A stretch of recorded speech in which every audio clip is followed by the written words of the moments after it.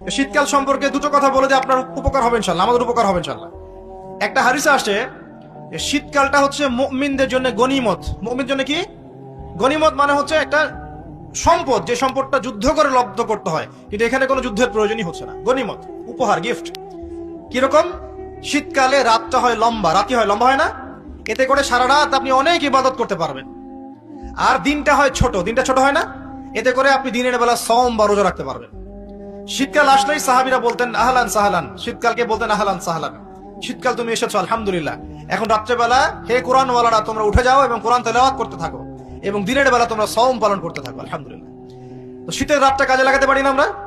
রাতের একটা অংশ ঘুমিয়ে যাবেন, শেষ অংশে উঠে তাহাজ্জুদ পড়বেন এবং কোরআন তেলাওয়াত করবেন এবং আল্লাহর কাছে হাত তুলে দোয়া করবেন। ইনশাআল্লাহ শেষ অংশে, রাতের শেষ অংশে আপনি যে দোয়াই করবেন, আপনার রিজিক যদি হালাল হয় ইনশাআল্লাহ কবুল হয়ে যাবে।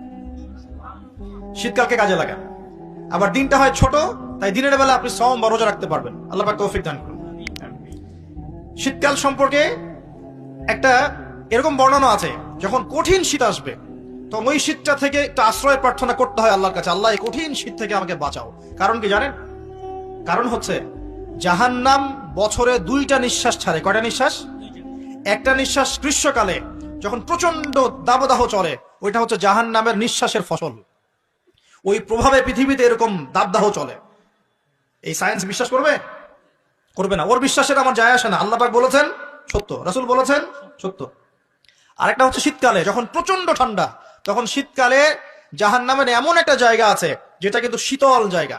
জাহান্নামের পুরো জায়গাটাই কিন্তু আগুন নয়, এমনও জায়গা আছে যেটা কি খুব শীতল। ওই শীতল অংশ শ্বাস ছাড়লে এই যে পৃথিবীতে সেই এই শীতের একটা প্রভাব চলে আসে, প্রচন্ড ঠান্ডার শৈত্য প্রভাব চলে আসে।